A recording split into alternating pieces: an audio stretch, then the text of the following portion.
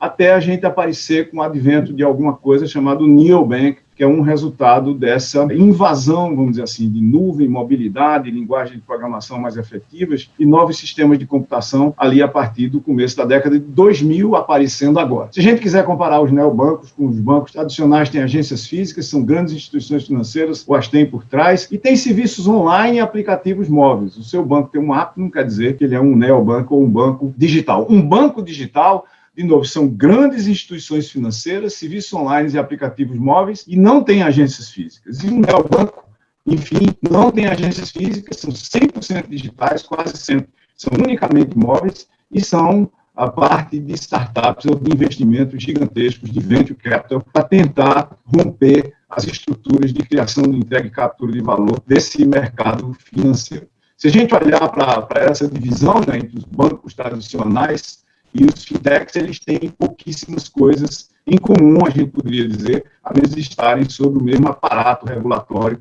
do regulador do seu país, no caso do Brasil, do Banco Central. Né? As diferenças são muito dramáticas entre os dois. A quarta onda de fintech, a gente está começando a presenciar agora, é exatamente o processo de abrir os bancos, open banking, não no sentido de open source software dos bancos, mas no sentido de abrir os bancos e tentar construir novos sistemas e novos ecossistemas financeiros e de serviços financeiros em geral, a partir de Legos que a gente espera que tenha um plano muito mais elaborado, ou então mais simples, pelo menos, do que essa criança está construindo aqui nessa cidade virtual, ao mesmo tempo concretizada fisicamente desse Lego. Facilita dramaticamente a gente tratar o problema de uma pessoa individualmente usar algum sistema, dependendo de interface muito mais simples, um banco. Ela mesma talvez possa programar no futuro, e certamente os especialistas conseguem programar agora, a API do banco, um conjunto de mecanismos que criam interface entre a gente e aqueles sistemas legados, a maioria dos bancos estão escritos em COBOL ainda lá no passado.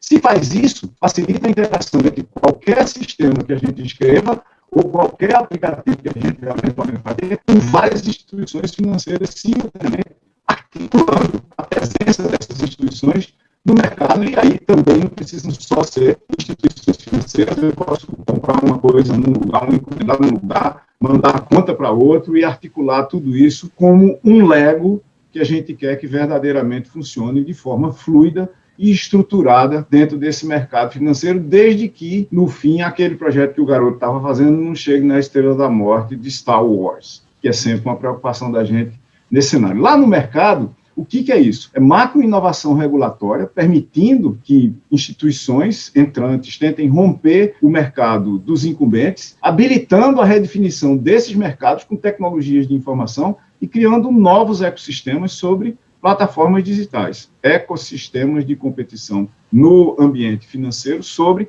plataformas digitais globais. Qual é o estado da arte disso? Bom, vez por outra alguém tem uma ideia mais radical e diz, ok, eu vou centralizar tudo. Aí o regulador entra e diz, ei, você não, eu vou centralizar tudo. Isso é uma disputa recente, não necessariamente uma disputa que a gente viu no mercado brasileiro. A introdução do PIX é uma operação clara de começo radical desse processo de open banking no Brasil, e a gente pode discutir o que mais que ela pode ser. Isso, obviamente, abre portas das instituições financeiras para muitas coisas, mas o estado de coisas, quando a gente olha para essa história de open banking ou para transformação digital, para possibilitar que os bancos façam open banking, a gente tem que só 17% dos bancos dizem, ou das instituições financeiras em geral, que transformação digital está implantado em escala na sua organização. O resto está implantado parcialmente, limitadamente, na fase design, não tem nenhuma estratégia. Mesmo para esses que dizem que está implantado em escala, a gente sabe que em escala não quer dizer com resultados que de certa forma, servem para a gente no mercado, porque o que a gente quer, em última análise, é a experiência de usuário digital, como se fosse a gente usando, por exemplo, o Instagram. Meu banco tem que funcionar do mesmo jeito que eu uso o Instagram, com a mesma simplicidade, com a mesma facilidade, às vezes até com a mesma resiliência. E se a gente olhar para o que os usuários querem, eles querem um app móvel muito bom, uma boa oferta de produtos e serviços personalizados, interação humana e uma experiência digital superior. O que falta, a maioria das instituições financeiras, é estratégia. Uma estratégia para a transformação digital, que é uma combinação de inovação sobre plataformas digitais com uma transformação estratégica que afeta significativamente o modelo de negócios das instituições e o valor ou o tipo do valor que eles querem criar, entregar e capturar de volta. A combinação dessas duas coisas, inovação digital e transformação estratégica, é que é transformação digital, e esse não é um processo que tem começo, meio e fim, é um contínuo,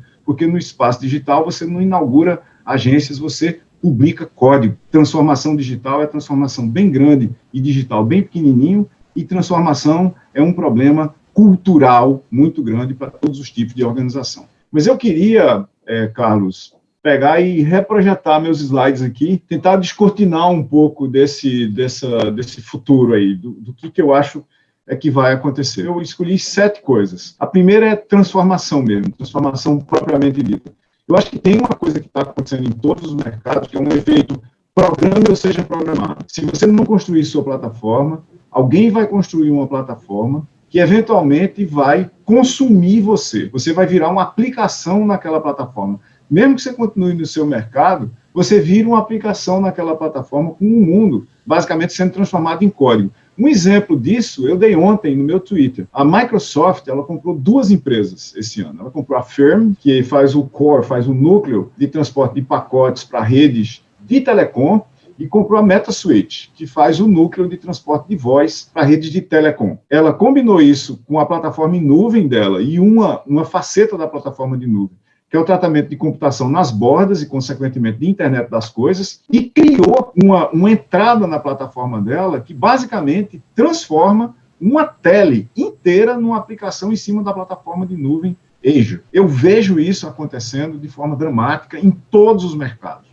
E aí, o que vai acontecer? Muita gente que hoje acha que é um banco vai ser uma aplicação em cima de uma plataforma de alguém muito brevemente para continuar competitivo. Vale a pena dizer que a maioria dos bancos no Brasil gasta muitos milhões de homens-hora de desenvolvimento de código por ano. Eu estou falando muitos milhões de homens-hora de desenvolvimento de código por ano. Não estou falando de grupos de 100, de 200 coders. Estou falando de grupos de muitos milhares de programadores, mas não necessariamente desenvolvendo o código para o futuro, fazendo ainda coisas que não são de transformação digital, olhando para frente, são de digitalização, olhando para trás. Mantém os mesmos velhos processos e sistemas de tomada de decisão, que leva 6, 7, 8, 9 meses para tomar uma decisão, leva 1 ano para implementar aquela decisão, ou desistir dela, quando chega no mercado 1 ano e meio depois, já não é mais o que está sendo exigido pelo customer, pelo consumidor, naquela janela dali. A segunda coisa que eu acho que afeta dramaticamente o Brasil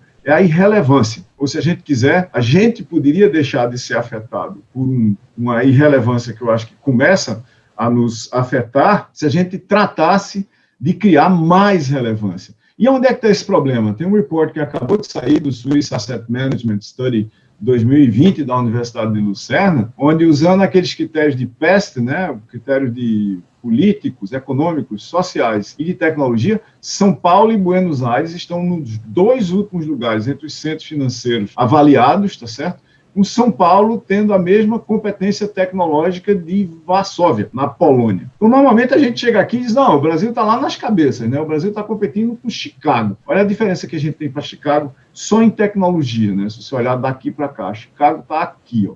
Então, essa é a barra de tecnologia vermelha de Chicago, a nossa é ali, junto de Cape Town, de Mumbai, que tem um conteúdo tecnológico mais intenso do que a gente, só falando em tecnologia, sem falar no resto, e na mesma categoria de Buenos Aires, que está se distanciando cada vez mais da gente, caiu 4 posições do relatório do ano passado para esse ano, no Brasil caiu 2 posições. Então, irrelevância é um mega problema para a gente, já que somos um mercado secundário, né, associado, em parte, ao que acontece no mercado dos Estados Unidos, inclusive na Bolsa de Valores.